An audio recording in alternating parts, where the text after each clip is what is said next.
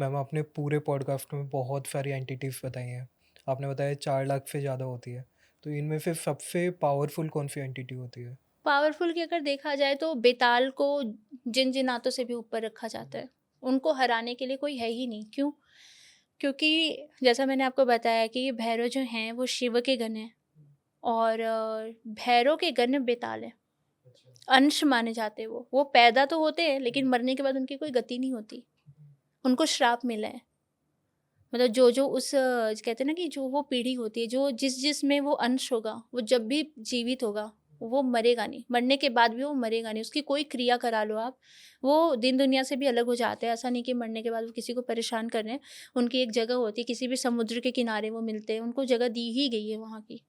बहुत से लोग सिद्ध करते हैं, बहुत से बेताल ऐसे होते हैं जो शमशान में मिलते हैं, जो आस-पास में से मरने के बाद किसी को वो योनि प्राप्त हो रही है, जिसमें उनका वो अंश है। तो ये इसीलिए नहीं हराए जाते क्योंकि इनमें साक्षात भैरव के गुण होते हैं, भैरव के समान शक्तियाँ होती हैं। तो सबसे जो पावरफुल एंटिटी होती है वो बेताल होती है। बहुत से लोग इस चीज़ को कहते हैं कि नहीं जिन-जिन्नात होते हैं, पर इस चीज़ का नहीं है। जिसका सामना हुआ है वो इस चीज़ को बेटर मतलब बोल सकता है और बेताल से साधना हुआ है सॉरी सामना हुआ है और गुरुजी का भी हुआ है और अग्नि बेताल का केस इन्होंने ही किया था क्योंकि जो ज़्यादा हाई-फाई केसेस होते हैं वो मैं ट्रांसफ़र कर देती हूँ इनके पास। थोड़ा-सा एक्सप्लेन करेंगे क्या एक्सपीरियंस था आपका? एक्सपीरियंस क्या होता है? देखिए, सबसे पहले तो जब स्कैनिंग होती है ना, पहले तो मैं देखता हूँ कि ये साइकोलॉजिकल डिस्टर्ब तो नहीं है, क्योंकि मैं इससे पहले साइकोलॉजिस्ट हूँ इससे पहले मैं।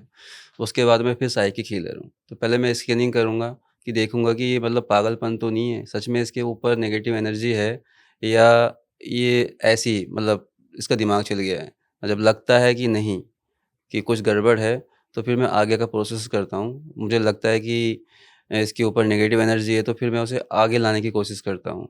और आगे लाने की बहुत सारी टेक्निक होती हैं हमारी खुद की, तो उसको हम मंत्रों के द्वारा भी लेके आते हैं या किसी चीज़ के माध्यम से भी लेके आते हैं आगे, कि वो सामने आ जाए। पॉइंट्स के थ्रू भी लेके आते हैं, कुछ पॉइंट्स होते हैं, तंत्र में बताए हुए हैं जो, तो उस वो पॉइंट दबा के हम उसको आगे लेके आते हैं, तो वो आगे आती है वो एनर्जी।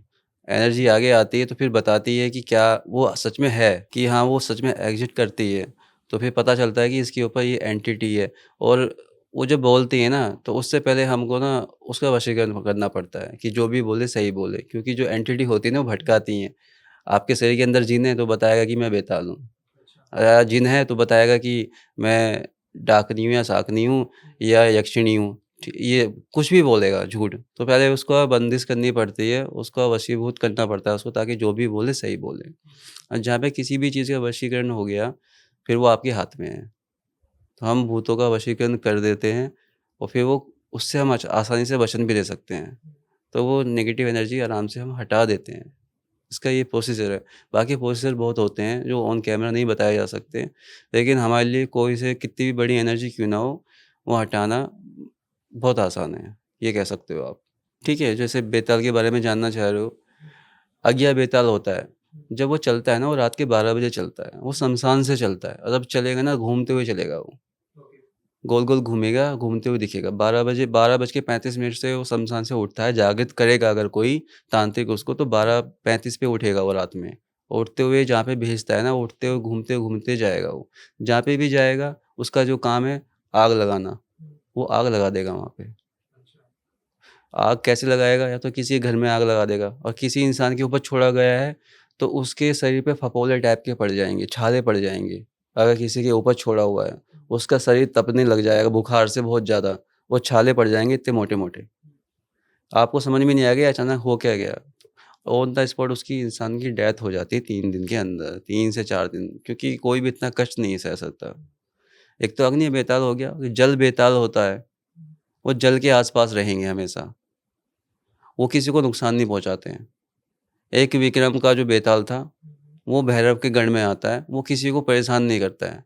वो जैसे कोई आप भटक गए हो, तो वो आपको रास्ता दिखाएगा, वो जंगलों में मिलता है। अगर आप इतने स्पिरिचुअल हो कि भैरव जी को मानते हो और आप फँस गए, आप उनको याद कर रहे हो, तो आपकी मदद करने के लिए किसी न किसी रूप में वो आके रूप बदलने में माहिर होता है। तो आके आपको गाइडेंस कर देगा वो। सबसे खतरनाक जो होता है, जो तंत्र में जो प्रयोग करते हैं बेताल का, वो अग्नि बेताल होता है। बाकी और बेताल का कोई लेना-देना नहीं है, सब शांत है। अगर किसी को छेड़ोगे तब तो हर कोई परेशान करेगा, लेकिन बाकी ये बेताल परेशान नहीं करते, सिर्फ़ अगली बेताल को ही सिद्ध करते हैं, उसी का गलत इस्तेमाल करते हैं। किसी को मारने के लिए या अग्नि कहीं पे किसी के घर में आग लगाने के लिए या बहुत सारी चीज़ों में यूज़ होता है। और जो ज़मीन के नीचे जो धन होता है, उसमें भी कभी-कभी अग्नि बेताल का वास होता है, उसमें ही पाया जाता है। जैसे कोई निकालता है, कहीं पे है, तो उसके पीछे अग्नि बेताल लग जाता है ऑटोमैटिकली, वो उसको बर्बाद कर देता है पूरा। तो ये इतने टाइप के बेताल होते हैं। और एक बाण विद्या छोड़ी जाती है छत्तीसगढ़ में, बिहार में, ये बहुत ज़्यादा चलता है, बिहार का फेमस है, फेमस विद्या। किसी को अगर आपको परेशान करना है तो बाण विद्या छोड़ी जाती है। बाण विद्या पे भी अगया बेताल और अगया बेताली मेल फीमेल हर एंटिटीज़ में होती हैं, दोनों भेजी जाती हैं।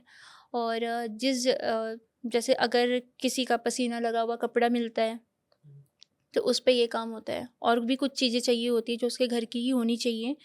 तो ये 2 चीज़ अगर मिलती है तो बाण विद्या का यूज़ करके अगया बेताल और अगया बेताली एक साथ ही चलते हैं, उन दोनों को बिठाया जाता है उस पे और फिर छोड़ा जाता है। आपने देखा होगा कि बहुत से लोगों के तलवों में दर्द होता है, वो ट्रीटमेंट कराते हैं, ठीक नहीं होता है। आग निकलती रहती है तलवों में से या इनमें से। तो बाण विद्या का यूज़ होता है, अग्नि बेताल का उसमें यूज़ होता है। उसको छोड़ा जाता है बाण की तरह। धनुष में बाण लगाया जाता है, उसमें मंत्र पढ़े जाते हैं और उस इंसान की फ़ोटो सामने लगाई जाती है।